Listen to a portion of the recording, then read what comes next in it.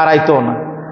একমাত্র খেলাফত দিয়ে, প্রিয় নবীর প্রেম দিয়ে, সাহাবা কেরামের প্রেম দিয়ে, খোলাফায়ে রাশিদিনের প্রেম দিয়ে, আহলে বায়তের প্রেম দিয়ে যদি সমাজ রাষ্ট্র বিনির্মাণ করা হয়, বিশ্বাস করেন ওই রাষ্ট্রতে শান্তি থাকবে, সুখ থাকবে, আরাম থাকবে, সম্মান থাকবে, শ্রদ্ধা থাকবে। নচেত এই পৃথিবীর মানুষ ধ্বংসী হয়ে যাবে। আপনি দেখান পৃথিবীতে কোন জায়গায় শান্তি আছে। আপনি আমেরিকা বলেন, প্রতি মিনিটে দর্শন হচ্ছে হাজার হাজার মা বোন, প্রতি মিনিটে। আমেরিকা যদি একবার কারেন্ট চলে যায়, কারেন্ট 1 মিনিটের জন্য 1 লাখ মা বোনেরা দর্শিতা হয় 1 মিনিটে। বলে কেমনে কারেন্ট চলে গেলে? এত নোংরা মানুষ এরা, আর তারাই বলে আমরা সভ্য মানুষ। নাউজুবিল্লাহ পড়েন না? তারা সভ্য হবে না, পৃথিবীর কেউ সভ্য হবে না। কারণ এই পৃথিবীকে একমাত্র সভ্যতার আলো দেখিয়েছেন, সভ্যতার পথ দেখিয়েছেন, কিভাবে সব অসভ্য থেকে সভ্যতায় পরিণত করতে হয় একমাত্র রাহমাত লিল আলামিনের পদ্ধতি। পৃথিবীতে আর কারো পদ্ধতি নাই যে পৃথিবী শান্তি থাকবে। কথা বুঝতে পেরেছেন? এখন আপনি যদি বলেন হুজুর আপনি তো মুসলমান, এজন্য আপনার নবীর কথা বললেন, আমি বলবো যে না। জর্জ বার্নার্ড শো যিনি নোবেল পুরস্কার পেয়েছিলেন, তাকে জিজ্ঞাসা করা হলো, রে জর্জ বার্নার্ড শো, তুমি তো নোবেল পুরস্কার পেয়েছো, তুমি তো শান্তি পুরস্কার পেয়েছো, জর্জ বার্নার্ড শো সাহিত্যে পুরস্কার পেয়েছো, তুমি বলো তো ওই পৃথিবীতে যদি শান্তি প্রতিষ্ঠা করতে হয়, আরাম যদি প্রতিষ্ঠা করতে হয়, মানবতা যদি প্রতিষ্ঠা করতে হয়, সত্য ন্যায় জ্ঞানের মুক্ত ধারা যদি প্রবাহ প্রতিষ্ঠা করতে হয়, তাহলে কি করতে হবে? জর্জ বার্নার্ড শো তার লেকচারে তিনি বলেছেন, ও জগতের মানুষ শোনো, দুনিয়ায় শান্তি প্রতিষ্ঠা করতে হলে একমাত্র মুসলমানের প্রিয় নবী অর্থাৎ সমগ্র জাহানের প্রিয় নবীর আদর্শ ছাড়া, মানবতার মহান মুক্তির দূত প্রিয় নবীর প্রেমের মাধ্যমেই এই পৃথিবীকে শান্তি করা সম্ভব, নচেত সম্ভব না। বলেন সুবহানাল্লাহ। কে বলছে? জর্জ বার্নার্ড শো, যিনি একজন বিশাল বড় সাহিত্যিক ছিলেন, প্রিয় নবীর কথাই বলেছেন। কিন্তু আমরা মুসলমান প্রিয় নবী থেকে সরে যায়। আমার যুবক ভাইরা, মুরব্বী বাবারা, প্রিয় নবীর প্রেম থেকে সরে যাবেন না। প্রিয় নবী থেকে কিঞ্চিত পরিমাণ যদি সরে যান, আপনার অশান্তির দাবানলে আপনার হৃদয় চূর্ণ বিচূর্ণ হয়ে যাবে, আপনি ধ্বংসস্তূপে পরিণত হয়ে যাবেন। আপনি প্রিয় নবীর স্মরণ থেকে যদি এক মুহূর্ত চলে যান, আপনার হৃদয় মৃত, আত্মা মৃত। আর প্রিয় নবীর স্মরণ যদি করেন, আপনার সবসময় আল্লাহর স্মরণ আপনার থাকবে। বলেন সুবহানাল্লাহ। আল্লাহ রাসূলকে জিজ্ঞাসা করা হলো, ইয়া রাসূলুল্লাহ, ইয়া হাবিবাল্লাহ, কাল হাসরের ময়দান ও কিয়ামতের দিন আপনার সবচাইতে কাছে কোন বান্দা যাবে? ইয়া রাসূলুল্লাহ, হাসরের ময়দানে সবচাইতে কাছের বান্দা কে হবে? সবচেয়ে কাছে কে থাকবে? আল্লাহর নবী রাহমাতাল লিল আলামিন প্রিয় নবী ইরশাদ করেছেন, আমার সাহাবারা শোনো, আমি কি সেই কথা বলবো? বলে হ্যাঁ ইয়া রাসূলুল্লাহ, দয়া করে আপনি বলুন। আল্লাহ নবী রাহমাতাল লিল আলামিন বলেন, ও সাহাবী শোনো, যারা আমি প্রিয় নবীর উপরে মুহাব্বতে সালাত এবং সালাম পাঠ করে হাসরের ময়দানে তাদের চেহারা থেকে নূর বের হবে, গুররে মুহাজ্জালিন হবে, তারা চকচক চকচক করবে, হাজার হাজার কোটি কোটি মানুষের সামনে তাদের চেহারা থেকে নূর বের হবে আমার সালাতু সালামের কারণে। ওই সমস্ত আমার উম্মতেরা সবচাইতে আমার কাছে থাকবে। বলেন সুবহানাল্লাহ। এজন্য সুন্নিরা যারা আছে আমরা বেশি সালাতু সালাম পড়ি। কিছু কিছু ওয়াহাবি ভাই আছে বা অন্যান্যরা আছে, এত সালাতু সালাম কি, ইয়া নবী সালাম আলাইহি এত দরকার কি? আপনারও ইল্লা মাশাআল্লাহ অনেক মুসল্লি আছেন, যদি কয় সিন্নির কথা মানে তবারকের কথা, তাহলে সালাতু সালাম পড়বো। আর এমনে জাগা, আজকে 2 বছর হইতেছে আমি কয়েকজন মানুষ ছাড়া মানে বেনিফিট ছাড়া কেউ রে পাইছি না নবীরে সালাম দিত। আই রে ডুপ্লিকেট নবীর প্রেমিক।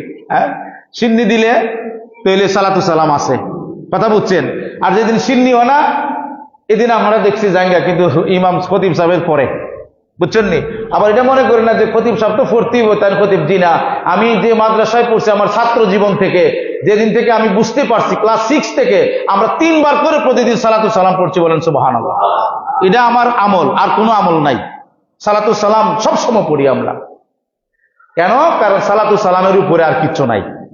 নামাজ কবুল হইলে হইতে পারে, না হইলে না হইতে পারে, কিন্তু সালাতু সালাম নবীর প্রেমের দুরূদ শরীফ কবুল হইব। তাহলে আপনারা তবরক দিলে শুধু থাকেন ভাইরা আমার, মনে কষ্ট নিবেন না। আমি তো কষ্ট পাইছি, যে কেমনে, যে সালাত সালাম যদি কই দাওয়াত আছে তখন থাকেন, আর যদি এমনি তখন চলে যান। এটা কি হইল? এটা কি ইনসাফ করা হইল? তো এটা কি নবীর ইশক হইল না সিন্নির সাথে ইশক হইল, তবরকের সাথে মহব্বত হইল না? তো এটা কি নবীর মহব্বত হইছে? আমরা নবীর উম্মত হইছি না। এটা করবেন না আপনারা। বরং সালাতু সালাম আপনি আগে থাকবেন, মসজিদ বড়া থাকবেন, নামাজ পড়ে চলে যান, এই নামাজ কবুল হবে না। আমি একজন মুফতি, আপনারা হয়তো নাও জানতে পারেন, আমি গ্রান্ট মুফতি। আমি ফতোয়া দিলাম, আমার কাছে বহুত কিতাব আছে ফতোয়ার, নবীর উপরে দুরূদ শরীফ ছাড়া নামাজ কবুল হবে না, হবে না। তা আপনি দিয়ে চলে যান, আপনি চলে যান কেন? আপনার নামাজ হইল না তো, এটা নামাজ হবে না।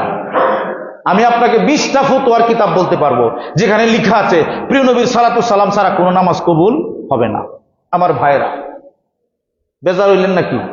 এটা ফতোয়া আপনাকে শোনাই দিলাম, নবীর পক্ষে শোনাই দিলাম। দেখেন, একটা কথা মনে রাখবেন, আপনি আমার কবরে কেউ যাবে? যাবে না। আমি সেদিন আমার খুব কাছের মানুষ, পারিবারিকভাবে আমি আলোচনা করি, তো আমি আপনাকে বলছি না 1 মাস পরে হলে আলোচনা করবেন। আমার মা, শাশুড়ি, আমার পরিবারের মানুষ সবাই বসা, আমি একটা আলোচনা করছি যে প্রিয় নবী রাহমাতুল লিল আলামিন সাল্লাল্লাহু এবং আমার মামাও ছিল, আমরা পারিবারিকভাবে এভাবে সপ্তাহে 1 দিন হলে বসে আলাপ করি। বুঝতে পেরেছেন? আমি আলোচনা করতেছি যে আল্লাহ পাক রাব্বুল আলামিন আমাদেরকে কবরের মাঝে শুধু একটি সওয়াল করবে। আমাকে প্রশ্ন করা হলো, উনিও অনেক বড় আলেম, মামা একজন কামিল ফাস, কোনা 3টা প্রশ্ন করবে। আমাকে বলে যে আপনি দেখান। আমি বুখারী শরীফ আপনি দেখান। তো বুখারীতে আছে, ওরে আমার কাছে তো বুখারী শরীফ আছে, উনি আর পায় না খুঁজা। মুসলিম শরীফও আছে, পাইছে না খুঁজা। এখন কইতে বাবা আপনি বলেন বিষয়টা কি? আমি কই এটা আমাদের হুজুররা ভুল ওয়াজ করছে এতদিন। বুখারী মুসলিমের মাঝে একটা প্রশ্নের কথা আছে, প্রিয় নবীকে দেখায়া বলবে, এই প্রিয় নবীকে, এই রাহমাতুল লিল আলামিনকে তোমরা চিনো কিনা? বলেন সুবহান। তার বাকি প্রশ্ন মার রাব্বুকা, এটি মিশকাত শরীফে, মুসলিম শরীফ কি তিরমিজি শরীফের হাদিস, বুঝতে পারছেন? নাসাই শরীফের হাদিস, বুখারী মুসলিমও নাই। তখন আপনি একটু চিন্তা করে দেখেন, আপনি যখন প্রিয় নবীকে আপনাকে যখন দেখাই দিব, প্রিয় নবীর আশেক কি বসে থাকবে না দাঁড়াই যাবে? দাঁড়াই যাবে। প্রিয় নবীকে কদম চুমা দিয়ে বলবে, সেই প্রিয় নবীর প্রেমিক ছিলাম আমি, আমাকে বেদাতি বলেছে, কত কি বলেছে, জিরাফির কুর বলেছে, সিন্নি কুর বলেছে, কিন্তু আমি নবীর সালাত ছাড়ে নাই, দুরূদ ছাড়ে নাই। প্রিয় নবী বলে, সে আমার গোলাম, আমার উম্মত, তাকে তুমি ছেড়ে দাও। তখন প্রিয় নবীর কদম চুমা দেব, আল্লাহ পাক আওয়াজ দিবে, আমার বান্দাকে বেহেশতের বিছানা তুমি পরিধান করিয়ে দাও। বলেন সুবহানাল্লাহ। আমার বন্ধুরা, তো প্রিয় নবীর দরকার আছে না?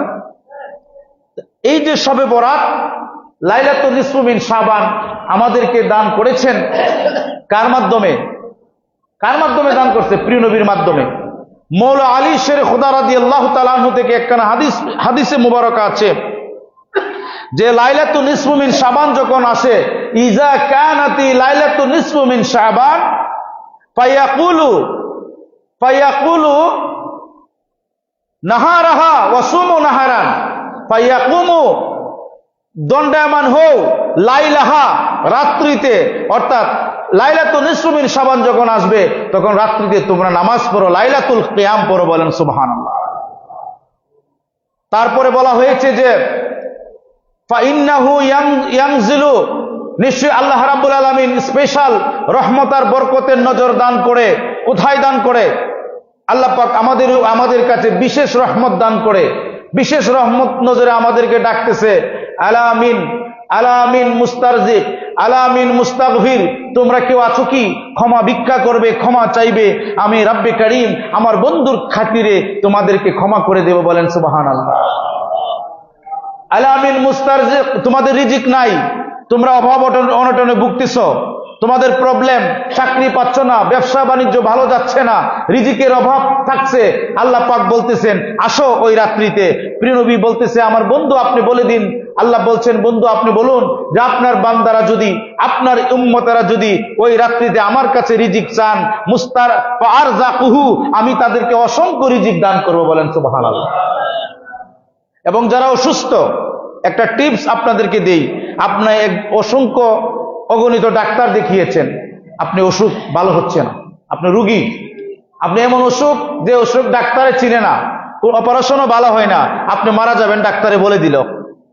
হ্যাঁ, যদি এরকম জটিল রোগ আপনার থাকে, প্রিয় নবী বলছেন, আল্লাহু আকবার, বলছেন আমার বন্ধু আলামিন আলামিন মুবতালান ফাউআফিহি, আমার বন্ধু আপনার কোনো উম্মত যদি অসুস্থ থাকে তাহলে তারা যদি এই লাইলাতুন নিসফু মিন শাবান শবে বরাতের রাত্রিতে এক ফোঁটা চোখের পানি ফেলে দেয় আর যদি বলে আল্লাহ আমার এই জটিল রোগটা যেন কমিয়ে যায়, আল্লাহ পাক রব্বুল আলামিন বলছে বন্ধু আপনি বলুন এই কঠিন রোগকে আমি নিরাময় করে দেব। বলেন সুবহানাল্লাহ। আরে আপনি টেস্ট করে দেখেন, যদি আপনার কোনো জটিল রোগ থাকে শবে বরাতে এসে কান্দেন আল্লাহর দরবারও, সালাতু সালাম পড়েন, আপনার রোগ আর থাকবে না। প্র্যাকটিক্যাল, এগুলি কিচ্ছা কাহিনী নয়। আল্লাহ রাসূল সাল্লাল্লাহু আলাইহি ওয়াসাল্লাম বলেছেন প্রিয় নবী একটা কথা মুবারক, প্রিয় নবীর লাফজ মুবারক বৃথা নয়, যা বলেছে পুঙ্খানুপুঙ্খ সত্য, কিয়ামত পর্যন্ত তা ঘটতেই থাকবে। সুবহানাল্লাহ। বুঝতে পেরেছেন?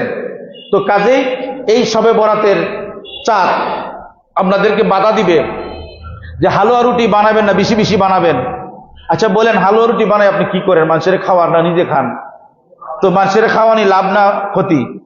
আরে হাদিস শরীফে এসেছে যে ব্যক্তি মানুষকে বেশি বেশি খাওয়ায় আর সালাম দেয় সে উত্তম ব্যক্তি। সুবহানাল্লাহ বলেন।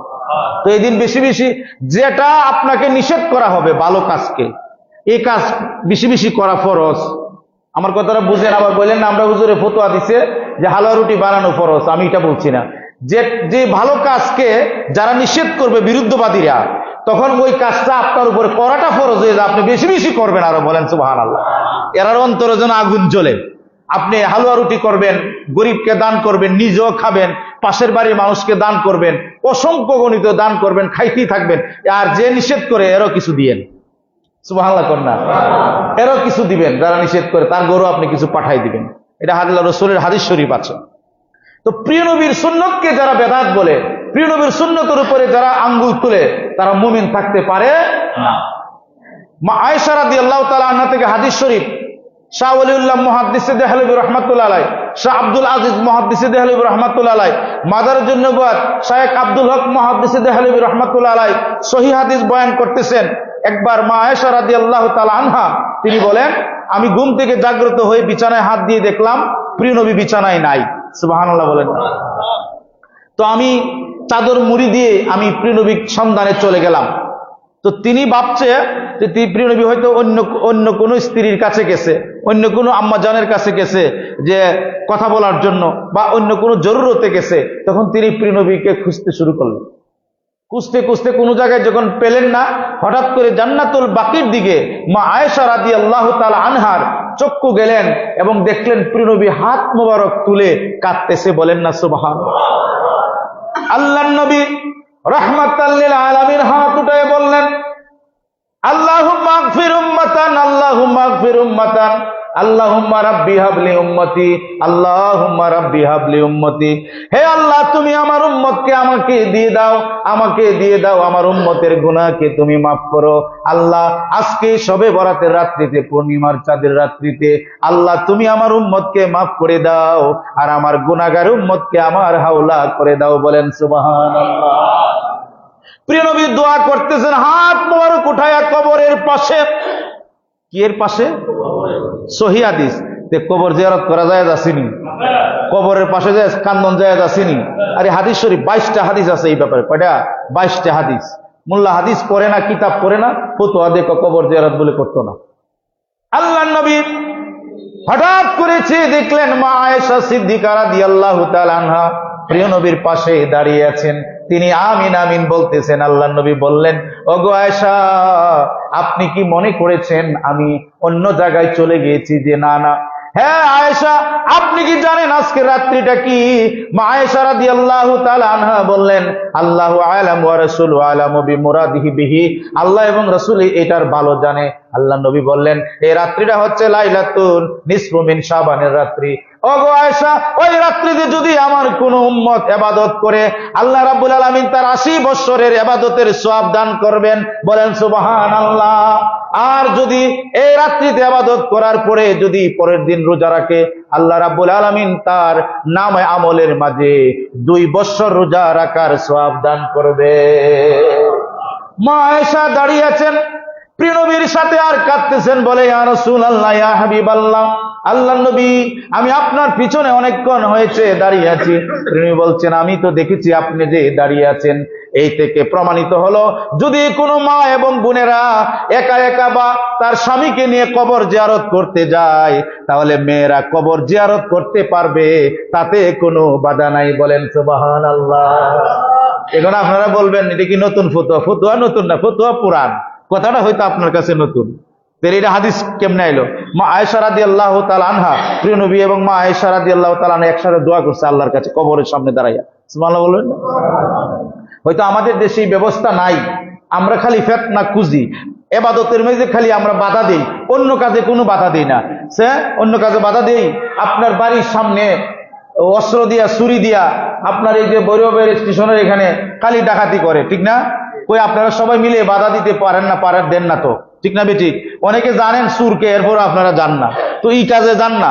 আর কবর জিয়ারত করতে যাইবো, ভালো কাজ, ঠিক না, ইবাদতের কাজ, এটা ফতোয়া। তো মেয়েরা গেছে কেনে? আর ডাকাতি যে ডাকাতি করে না, এখানে কেউ যায় না, ঠিক না বেঠিক? আমি শুনছি তো ভয়, মানে এখানে অহরহ ডাকাতি হয় না? তো আমরা কি অনেকে জানি না কারা করে? অনেকে জানি, কিন্তু মনে করে যে আমি কেন যাব যদি আমার রাত্রে আবার ধরে। আমরা একতাবদ্ধ নাই, তার কারণ প্রিয় নবীর রহমত থেকে আমরা যোজন বিজন দূরে। আমাদের কাছে মানবিকতা নাই, আমাদের কাছে দুনিয়ার জীবনটা সবচেয়ে বড়, আখিরাতের জীবন আমাদের কাছে বড় নয়। আল্লাহ রাসূল সাল্লাল্লাহু আলাইহি ওয়াসাল্লাম বলতে, বুদ্ধিমান ওই ব্যক্তি যে আখিরাত নিয়ে চিন্তা করে, যে আমার মরণের পরে কি হবে, এই সম্পদ আমার সব দুনিয়ায় থাকবে, আমি কি প্রিয় নবীর কাছে যেতে পারবো? হাসরের ময়দানে আল্লাহর কাছে আমি কি জবাব দেব? কোটি কোটি বছর আমি মাটির জমিনে আমাকে শুয়ে থাকতে হবে, এই চিন্তা মানুষে করে না। 60 বছর, 70 বছর, 80 বছর জিন্দেগির জন্য মানুষ পাগল হয়ে যায়, ঠিক না আমার ভাইয়েরা? কিন্তু কোটি কোটি বছর যেখানে থাকবো, এই জিন্দেগির জন্য কেউ পাগল না, আমরা পাগল হই না, ঠিক না? কারণ এখন মানুষ মেকি, ফেক বুঝেননি, মানে নকল মৌলানা আছে, নকল মুসল্লি আছে, নকল মানুষ আছে, মৌলানার মাঝে নকল আছে, অভাব নাই। এই হাজারো নকলের ভিড়ে আপনি হক্কানি মৌলানা খুঁজে বের করা আপনার জন্য কঠিন হয়ে যাবে। আল্লাহ রাসূল ক্রাইটেরিয়া দিয়েছে যে মৌলানা বেশি বেশি আমার ইশকে মহব্বতের আলোচনা করে, দুনিয়া বিরূপ, দুনিয়া বিবাদে থাকে, এই মৌলানাকে তোমরা ভালোবাসবে। আর যারা দুনিয়ার লোক থাকে, কেলাবত দুনিয়া, কি থাকে? কেলাবত দুনিয়া, ইলিম অর্জন করেছে টাকার জন্য, টাকা উপার্জন করার জন্য, টাকা রুজি করার জন্য, দিন মিল্লাতের কাজ করে টাকার জন্য, পয়সার জন্য, ঠিক না বেটি? এরা হচ্ছে কেলাবত দুনিয়া, দুনিয়ার কুকুর। এবং বলবে আমাদেরকে যদি এত বেশি টাকা না দাও, ওয়াজেতে আমরা চলবো কিভাবে? নাউজুবিল্লাহ মিন জালিক, নালাত তোমার কথার উপরে। এরকম কোন হাদিস শরীফ তোমরা দেখাইতে পারবে যে তুমি কি বলে ওয়াজ কমিটি বা আমার মুসল্লি যদি আমার টাকা না দিতে আমি চলতে পারবো না, এরকম কোন কিতাব আছে? আসেনি? নাই। বরং হাদিস শরীফে আছে, আল্লাহ রাসূল সাল্লাল্লাহু আলাইহি ওয়াসাল্লাম ইরশাদ করেছেন যে আমি দিরহাম রেখে যাই নাই, আমি দিনার রেখে যাই নাই। এই হাদিস দ্বারা প্রমাণ, কোন মৌলানা আলোচনা করতে গিয়ে, ইমামতি করতে গিয়ে টাকা ডিমান্ড করতে পারবে না, টাকা চাইতে পারবে না, যদি তার বিনিময় এটাই থাকে তার অন্তর যে আমার এটা দিব, আমি আলোচনা করব, আমি আসবো। আল্লাহর কসম, সে কেলাবত দুনিয়া, দুনিয়ার কুকুর। কথা বুঝতে পেরেছেন? আর দুনিয়ার কি কুকুর? কারণ আল্লাহ রাসূল বলেছেন, বুখারী শরীফের হাদিস, যে আমি ওয়ালা দিরহামান, আমি দিরহাম রেখে যাই নাই, আমি পয়সা রেখে যাই নাই, ইলিম রেখে গেছি, জ্ঞান রেখে গেছি। নাফিউল ইলিম, উপকারী জ্ঞান, যে জ্ঞান মানুষকে আল্লাহর পথে ডাকবে, আল্লাহ রাসূলের পথে ডাকবে, আহলে বায়তের পথে ডাকবে, খোলাফায়ে রাশিদিনের পথে ডাকবে, মাকবুল সাহাবা কেরামের পথে ডাকবে, জামি আউলিয়া কেরামের পথে ডাকবে। এবং সে বলবে আমি একজন মুসলমান। আল্লাহ পাক বলেন, তার কথার চেয়ে এত ভালো কথা, এত দামি কথা পৃথিবীতে আর কারো কথা নাই। বলেন সুবহানাল্লাহ। আরে আল্লাহর কোরআন থেকে বলছি, যে মানুষকে আল্লাহর পথে ডাকবে, রাসূলের পথে ডাকবে, আহলে বায়তের প্রেমের পথে ডাকবে, খোলাফায়ে রাশিদিনের পথে ডাকবে, মাকবুল সাহাবা কেরামের প্রেমের পথে ডাকবে, জামি আইম্মা কেরামের প্রেমের পথে ডাকবে, আল্লাহর ওলিগণের প্রেমের পথে ডাকবে। আল্লাহর কোরআনের তাফসীর হচ্ছে, ওই তার কথার চেয়ে এত ভালো কথা আর কারো কথা হইতে পারে? এখানে আপনি যে কোন আমার টাকা না দিলে, বিনিময় না দিলে আমি যাব না, তাহলে কি ভালো কথা হইল? আর যারা কমিটি আছে ওয়াজ করায় বা মসজিদে ধরেন, আমি খতিব হিসেবে আছি, আমারে হাদিয়া না দিলে আসবো না। যদি আমার ভিতরে যেদিন এটা আসবে, আমাকে মনে করতে হবে আমি দুনিয়ার কুকুর। কেন? আমি আল্লাহর দ্বীন মিল্লাতের প্রচার করে আপনি এটার উদ্দেশ্য যদি আপনি কোনো হাদিয়া গ্রহণ করেন, আমি আপনাকে 1000 ফতোয়া দেব, এটা হারাম হারাম হারাম। এখন আপনারা কইবেন যুক্তি দিয়ে, দেখছি যুক্তি দেয় না, না আমাদের গাড়ি ভাড়া আছে, এ আছে সে আছে। তোরে কে বলছে গাড়ি ভাড়া দিয়ে মাহফিল করতে? কি কইছে? কি বলেন, কইছে? কইছে না। এখন আপনি বলবেন যে আপনি এটা ভালো আলেম চেনার উপায়। আল্লাহ রসুল বলেছেন যারা হক্কানি আলেম থাকবে এই জগতের মেঝে তারা হবে নির্যাতিত, তারা হবে অপদস্থ, তারা অসম্মানিত হবে। ভালো আলিমকে মানুষ তেমন একটা মর্যাদা দেয় না, ঠিক না বেটি? কেন দেয় না জানেন? চাকচিক্যময়। এটা হাদিস শরীফে আসছে, জান্নাত খুব সুন্দর করে সাজাইছে, আর জাহান্নাম তো আপনারা বুঝতে পারছেন। তো ফেরেশতারে জিজ্ঞেস করলো যে আমার বান্দারা কোথায় যেতে চায়? জান্নাতে বেশি যেতে চায়, জাহান্নামে যায় না। তো আল্লাহ বলল, তো একটা কাজ করো, তুমি জান্নাতের বাহিরের অংশটা সুন্দর করো, কারুকার্য করো। বাহিরের অংশটা কি করতো? কারুকার্য করো, সুন্দর করো, যাতে দেখতে চাকচিক্যময় মনে হয়। আর ভিতরে থাকবে জাহান্নাম। ভিতরে কি থাকবে? জাহান্নাম। আর বাহিরে থাকবে চাকচিক্য। আর জান্নাত যেটা, এটার বাহিরে সাজাইবা কি মানে খারাপ, দেখতে ভালো না, কাটা কাটাযুক্ত, সব কাটা, জঙ্গল ঝুপঝাড় থাকবে। তখন এখন আমার বান্দা কি করে? হে মওলা, তোমার বান্দা চাকচিক্যময় যেটা, এটার জন্য তো পাগল। আর যেটা কাঠাযুক্ত, তোমার বান্দারা যেতে চায় না সহজে। আল্লাহ পাক বলে এটাই হচ্ছে মূল কথা, যে পৃথিবীর বাহিরটা, পৃথিবী মানুষ লুপ করে বেশি, অর্থের লুপ করে, সম্পদের লুপ করে, নারীর লুপ করে, নিজেকে বরত্বর লুপ করে। কারণ ওই যে জাহান্নাম যেটা বাহিরে চাকচিক্য, কিন্তু ভিতরে জাহান্নাম। আর বেহেশত অর্থাৎ যারা ইমানদার তাদের জন্য পৃথিবীটা কষ্ট, তাদের জন্য, ইমানদারের জন্য পৃথিবীটা জেলখানা। আর কাফের মুশরিকের জন্য বা যারা কলেমা পড়ছে এরকম অনেক মুসলমান মুমিন আছে নামে, কিন্তু তারা জাহান্নামের, তারা দুনিয়ার চাকচিক্য নিয়ে ব্যস্ত। আল্লাহ রাসূল এই জন্যই বলেছেন এই পৃথিবীটা হচ্ছে ইমানদারের জন্য জেলখানা। সুবহানাল্লাহ। এই যে শবে বরাত আসতেছে, লাইলাতুন নিসফু মিন শাবান, আমরা এই যে এখন দিন চলতেছে, রাত আসবে, বেশি বেশি সালাতু সালাম পড়বেন, দুরূদ শরীফ পড়বেন। আপনার জন্য দুরূদ শরীফের উপরে এত বড় বরগাজিদা আমল আর নাই। আপনার ফরজ নামাজকে কবুল করে দুরূদ শরীফ, সুবহানাল্লাহ বলবেন না? আপনার রোজারে কবুল করে দুরূদ শরীফ, আপনার বিয়ারে শুদ্ধ করে দুরূদ শরীফ। একজন বড় আপনার যারা বিয়ে করে, আমি অনেক শুদ্ধ করে দিছি বিয়ার মধ্যে অনেক ভুল করে। কিভাবে পড়ে? যে প্রিয় নবীর নাম মোবারক নিয়ে বলে, প্রিয় নবীর নাম মোবারকের শরীয়ত মতে দুইজনের সাক্ষীর উপস্থিতিতে আমি বিয়ের প্রোগ্রাম নিয়ে আসলাম, আপনার রাজি থাকলে বলুন কবুল, রাজি থাকলে আপনি বলুন কবুল, ঠিক না? এখন প্রিয় নবীর নাম মোবারক নিয়ে দেখেন অধিকাংশ কাজীরা সাল্লাল্লাহু আলাইহি ওয়াসাল্লাম পড়ে না। আপনি দেখে দেখবেন, আমি অসংখ্য বিয়ে দেখছি, আমি বলছি বিয়ে হবে না, এই বিয়ে শুদ্ধ হবে না। বলে কেন? আমি কি আপনি জানেন না প্রিয় নবীর নাম মোবারক একবার নিলে সাল্লাল্লাহু আলাইহি ওয়াসাল্লাম পড়া ফরজ, আপনাকে পড়তেই হবে, ওয়াজিব। আর যদি একই মজলিসে বারবার নেওয়া হয় তাহলে এটা পড়াটা মুস্তাহাব, পড়তেই হবে। তো আপনার বিয়ে কেমনে শুদ্ধ হবে? তখন উনি বলে, আমি তো বাবা জীবনে অনেক বিয়ে করাইছি, আচ্ছা আপনি তোবা করেন আল্লাহর কাছে। তখন উনি মেনে নিছে, কারণ উনি ভালো আলেম ছিল। তো এই জন্য বিয়ে যে পড়া, এটার নিজে অনেক গলত হয়, নবীর নাম মোবারকের দুরূদ শরীফ পড়ে না, ঠিক না? এটা সামাজিক কথা। অনেক বিয়ে পড়াতে আমরা গেছি, যাওয়ার পরে বিভিন্ন রং বেরঙ্গের মানুষ আসছে বিয়েতে, আপনার খুতবাটা পর্যন্ত বিয়ে পড়া যায় না। বিয়ে খুতবা পড়া সুন্নত, কথা বুঝতে পেরেছেন? খুতবা পড়া সুন্নত, কোরআন তেলাওয়াত করতে হবে, বিয়েতে দাঁড়ায় খুতবা পড়তে হবে। তারপরে বর বা যারা আছে তাদেরকে নিয়ে সালাতু সালাম পড়ে আপনি দোয়া করবেন, এই বিয়েটা হবে শুদ্ধ। এই দম্পতির উদরে, এই দম্পতির ঔরসে আল্লাহ পাক আল্লাহর ওলি দান করবে, বলেন সুবহানাল্লাহ। আর বিয়ার মেজে নবীর সুন্নতের বরখেলাপ, প্রিয় নবীর আদর্শের বরখেলাপ, আপনি দোয়াটা পর্যন্ত পড়া জানা হইচই খেয়ে ফেলবেন, যখন বোঝা যায় আপনি জীবনে 10 দিন পর্যন্ত খান নাই, খাওয়ার জন্য পাগল থাকেন, ঠিক না বেটি? কিন্তু বিয়ের মাঝে আপনি শুদ্ধ কাজ হলো প্রিয় নবীর সালাতু সালাম পড়ে বিয়েটা শুদ্ধ করবেন, নাহলে আপনার এই বিয়ে শুদ্ধ হবে না, আল্লাহর ওলি হবে না। এখন তো আমাদের ছেলেমেয়েরা যারা আছে স্কুল কলেজ ভার্সিটিতে পড়ে, সবাই তো আল্লাহর ওলি, ঠিক না? দেখেন না, সবাই আল্লাহর ওলি, খালি লাশ পাওয়া যায় রাস্তাঘাটে। কি বলেন? অনেক মা বাবারে বাদ দেয় না ছেলেমেয়েরা। আপনাদেরকে বলছি, গার্জেনরা প্রতিবাদ করে, ভালো কথা মনে করে, আমার ছেলে তো করছে, দিন আপনারও একদিন মারবে, এরকম করতেছে না? সাবধান হয়ে যাবেন, ছেলে মেয়েকে ভালো শিক্ষাটা দিবেন। আর এখন থেকে যারা বিয়ে করবেন, আমি বলে দিলাম, সালাতু সালাম পড়বেন, দুরূদ শরীফ পড়বেন, প্রিয় নবীর সালাম দিবেন, তারপরে কোরআন তেলাওয়াত করবেন, খুতবা পড়বেন, তারপরে এখানেই বসে থাকবেন। মেয়ের কাছে এজিন নেওয়ার জন্য যাবেন কেন? হয়তো কই পাইছেন আল্টু ফাল্টু কথা, কিন্তু আমরা এটা চালাই দিয়েছি। সামনে আনবেন, এনে ফেস টু ফেস করে তারপরে বিয়ে করাই দিবেন। সুবহানাল্লাহ বলেন। তখন তাকে এজেন্ট দিবে, সামনে থাকবে যে তোমাকে এত মোহর দিয়ে সাক্ষীর উপস্থিতিতে আমি ইমকের ছেলে ইমকের সাথে তোমাকে বিয়ের পয়গাম দিছি, মা তুমি কি কবুল আছো? তখন সে তারা দেখে দেখে বলবে হ্যাঁ আমি কবুল। তখন সে বলবে কবুল। কথা বুঝতে পেরেছেন? তখন এই জায়গার মিজি সে ইসলামী পোশাক পরা থাকবে, নবীর প্রেমের পোশাক পরা থাকবে। এরপরে ওপেন করে দেন আপনারা। আজীব কথা, স্বামী দেখার আগে আরেক মাসের দিকে লায় বোরে, তো এটা ভালো সন্তান হবে? আমি জানি এরপরে আমাকে বেশি অনেকে ভালোবাসবেন না, যে হুজুর করে না, এটা করাও আছে না। আপনার স্ত্রী আপনার জন্য হালাল, ঠিক না বেঠিক? তার একজন মানুষের জন্য হারাম না, তা আপনি এইভাবে প্রদর্শন করেন কেন? মা বোন কি প্রদর্শন করার জিনিস?